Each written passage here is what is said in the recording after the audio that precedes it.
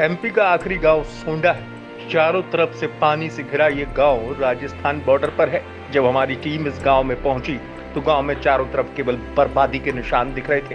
गांव के लोगों का रेस्क्यू कर लिया गया था, जबकि जो लोग बचे थे उनको भी राहत केंद्रों में पहुंचाने की कोशिश की जा रही थी। इसी बाढ़ में एक नवजात बच्ची और उसकी मां भी फंसी हुई थी, जिसको हेलीकॉप्टर की मदद से वहां से निकाला गया। इस दौरान बच्ची को यहाँ के कलेक्टर और एसपी गोद लिए हुए थे। बच्ची और उसकी मां अब सुरक्षित स्थान पर पहुंच गए हैं। वही नवजात की मां राहत कर्मियों को धन्यवाद दे रही है। आपको वजन तो जिम बटान लाया और मेरे 2 ऑपरेशन हो रहा और नटा नटा आए ओली कोर पे काट पर लाया। फिर उस बस 4-5 जना उठा किन लाया, जैसे लाया। अब ये बच्चा को लेके कहाँ पढ़ूं मैं? कितना छोटा बच्चा है? अभी तो 15 रोज का होया, भोपाल डिलीवरी हुई। अभी ठीक है? ठीक है। एसपी और कलेक्टर की अब चारों तरफ तारीफ हो रही है। खुद ज्योतिराज सिंधिया ने ट्वीट कर दोनों को सराहा है। सिंधिया ने ट्विटर पर लिखा है कि गुना कलेक्टर फ्रैंक नोबेल और एसपी राजीव मिश्रा ने भारी बारिश और बाढ़ के बीच एक 3 महीने की बच्ची की जान बचाकर साहस और मानवता का उदाहरण दिया है। दोनों को शुभकामनाएं। जिले के कलेक्टर की माने तो राहत और बचाव का काम जारी है। बाढ़ प्रभावितों को राहत केंद्रों में भेज दिया गया है और उनकी पूरी देखरेख की जा रही है। देखिए, वर्तमान में गुना जिले में कहीं कोई एक स्पेसिफिक पॉइंट नहीं है जहाँ पर हमें रेस्क्यू करने की ज़रूरत पड़े। हाँ, ज़रूर ये है कि बहुत सारे गांव हैं जो कट ऑफ हो चुके हैं, तो वहाँ पर ऑलरेडी हमने जहाँ पर इनके घर गिर गए हैं तो वहाँ पर राहत शिविर तो हमने शुरू कर दी है।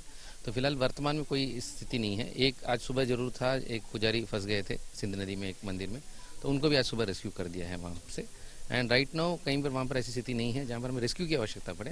हाँ, जरूर ये है कि इस अतिवर्षा के कारण ज़्यादा नुकसान हुआ है, तो वहाँ पर हम राहत शिविर लगभग 25 से 26 हम लोगों ने राहत शिविर शुरू किए हैं, तो गुना में जो लगातार जारी रहेगा।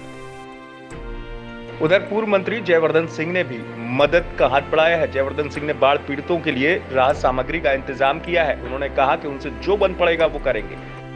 कल शाम को हमें जानकारी मिली थी कि सोडा गांव के जो परिवार के साथी हैं, उनका गांव चारों तरफ से घिर गया था पानी से और पूरा प्रशासन वहीं पूरा प्रयास कर रहा था उनको रेस्क्यू करने के लिए। तो आज सुबह हम सब भी यहाँ मौजूद हुए। जो हमारे किसान जो ने 2 दिन यात्रा भी की, उनका भी ये मन था कि यहाँ आकर उनका कुछ सहयोग करें और कुछ समर्थन करें।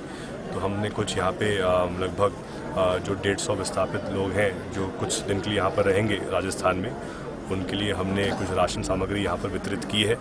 और इसके अलावा जो मेन जो समस्या है सोडा गांव के निवासियों की, कि हर साल जब वर्षा होती है तो उनका गांव टापू बन जाता है और काफ़ी सालों से इनकी मांग है कि हमीरपुर पठार पे इनको विस्थापित किया जाए।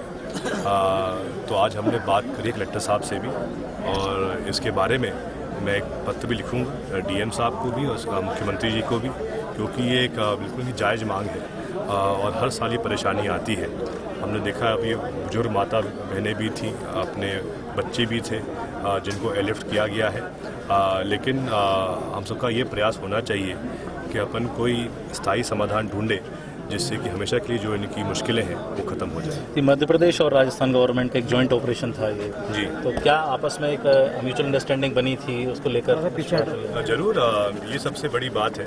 चाहे सरकार अलग हो, लेकिन गुना के कलेक्टर साहब और एसपी साहब यहाँ मौजूद थे, छबड़ा के एडीएम साहब और डिप्टी एसपी साहब यहाँ मौजूद थे। लगातार जो प्रशासन था, चाहे छबड़ा का हो चाहे गुना का हो, लगातार पूरी यहाँ पर देखरेख कर रहा था। जो हमारे पदयात्री हैं जो साथ में आए, आरोन से आए, पूरे ज़िले से आए, जिला कांग्रेस के हमारे सभी साथीगण यहाँ मौजूद थे। हमने भी यहाँ पर सामग्री यहाँ पर सबको वितरित की। आपको बता दें कि एमपी में भारी बारिश की वजह से स्थिति काफी खराब है। कई जिलों में बाढ़ की स्थिति बनी हुई है। हालांकि अब कई इलाकों में बाढ़ का पानी उतर रहा है, लेकिन बाढ़ ने काफी बर्बादी की है। इसकी वजह से बाढ़ पीड़ितों को काफी परेशानियों का सामना करना पड़ रहा है। विकास दीक्षित के साथ रवीश पाल सिंह की रिपोर्ट, एमपी तक।